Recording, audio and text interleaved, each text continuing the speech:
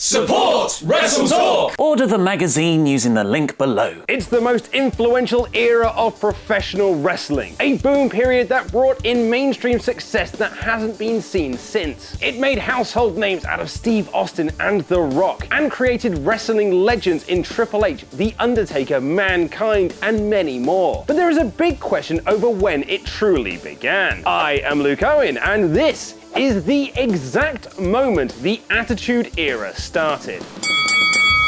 A lot of people have theories about when the Attitude Era came to life. The chaps from the Attitude Era podcast argue it was WrestleMania when Austin won the WWF Championship. Brian Alvarez has stated he believes it was the Austin home invasion angle with Brian Pillman, and WWE's own documentary about the era says it was Vince McMahon's December 15th, 1997 promo. Although they've also said in other interviews and on commentary that D-Generation X were the architects of the Attitude Era, and have since changed their minds to say it was all of 1997. That was a big year of change in the WWF. The traditional good guys like Bret Hart were now the bad guys in eyes of the fans, as edgier characters began to take center stage. The smiling good guy Rocky Maivia was now a part of the nation domination as The Rock, shouting down the fans who wanted him to die. But there was one date in particular in 1997, at least according to former WWF writer and producer Bruce Pritchard, that kick-started the Attitude Era. The date is September 9th, 1997, and WWF are taping an episode of Raw that would air the following week to help build towards Bad Blood, where Shawn Michaels and The Undertaker were set to go one-on-one inside the very first Hell in a Cell. What's uncommon about this taping, however, is that Vince McMahon, who was always present for TV tapings, wasn't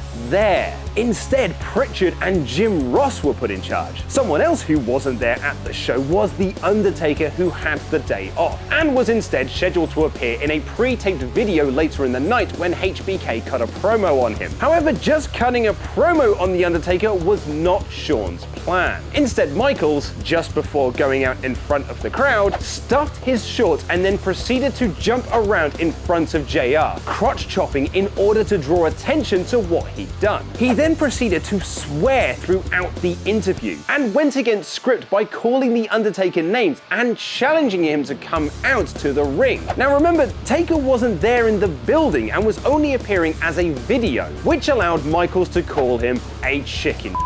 Michaels, knowing The Undertaker wasn't in the building, responded by calling Undertaker to the ring. He said if Undertaker was as brave as he appeared, he should come to the ring and face him right then and there. The crowd popped, thinking that, of course, Undertaker would accept the challenge. Instead, Undertaker could do nothing about it since he was sitting at home unaware of Michaels' comments. The crowd left the arena with the impression Undertaker avoided Michaels' challenge. When Undertaker heard what happened, he was said to be very upset. I was in Gorilla watching the whole thing. I was livid. I was pissed. This wasn't what we had gone over with Shawn, and he stuffed the towel down his shorts before going out. He went out and got in JR's face. I think it was, in many ways, a slap in the face to me and JR because we were the ones that were running that taping. It was a slap in the face to Vince for not being there. Vince was not happy about it. Kevin Dunn was not happy about it. None of us were happy about it. The entire interview had to be heavily edited, and there was a lot of discussion backstage that Shawn cut this promo because he was trying to get himself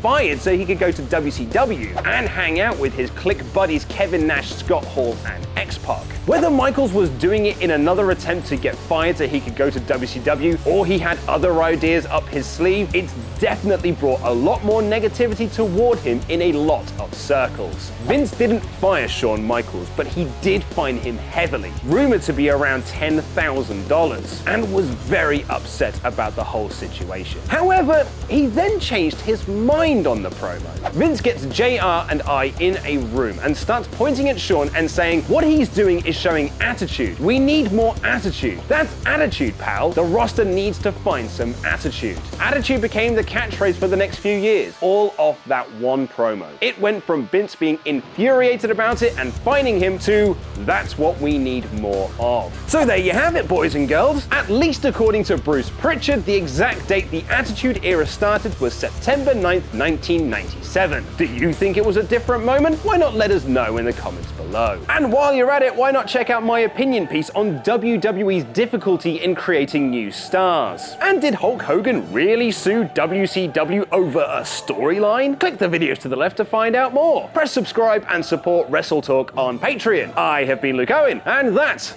was wrestling.